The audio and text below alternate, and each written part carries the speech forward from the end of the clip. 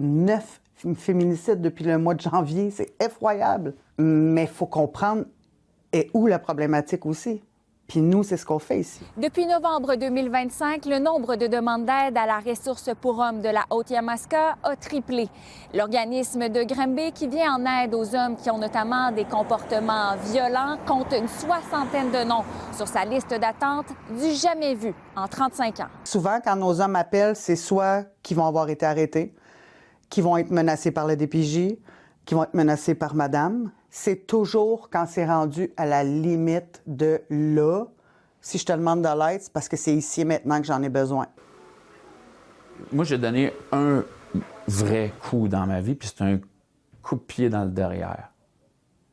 J'ai sorti, tu sais que l'expression « sortir quelqu'un un coup de pied dans le cul », ben moi, je l'ai fait vivre à quelqu'un. Ça l'avait... Mais je l'ai vu tomber aussi. Et cette image-là, ça a été très long avant que je me le pardonne.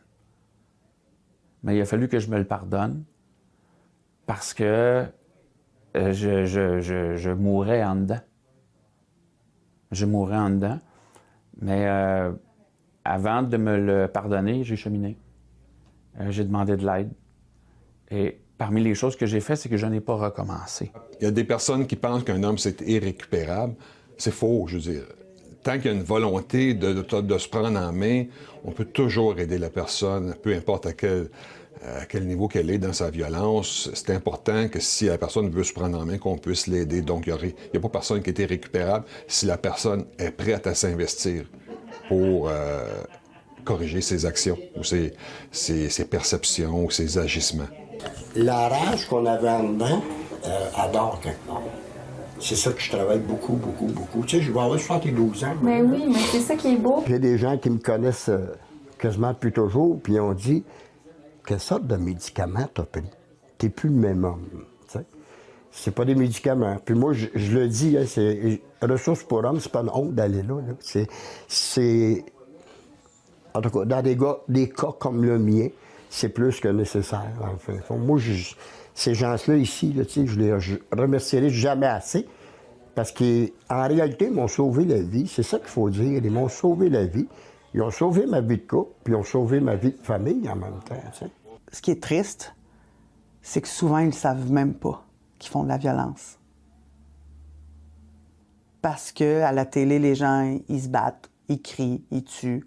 Dans la musique, les gens, ils se battent, ils se crient, ils tuent, dans la vidéo. Souvent, la famille, ben, il y a des conflits, ça crie, fait que c'est normalisé. Fait que nous, quand on arrive puis on dit à un monsieur, ah, ben, tu sais, vous êtes ici parce que vous avez des comportements violents, ben là, non, là, je la frappe pas. Tous les intervenants, toute l'équipe sont merveilleux, sont gentils, sont à l'écoute, aucun jugement. Moi, c'est ça que j'avais peur, là, de que le monde ne me croive pas. Puis qui me juge. Mais ici, on enlève tout ça. C'est vraiment une belle ressource, vraiment, pour nous aider, là, les papas qui veulent s'en sortir puis qui veulent se prendre en main. Là. Au début, quand je suis arrivé ici, tu regardes autour, mais il ne faut pas avoir honte. Au contraire, j'en suis même fier aujourd'hui. Quand on demande de l'aide, ça, c'est important. Pour moi, quand on demande de l'aide, on n'est plus tout seul. Ça, c'est important. Soyez à l'écoute vendredi puisque je vous présenterai les témoignages en profondeur de ces 3 hommes qui sont allés chercher de l'aide avant de commettre l'irréparable.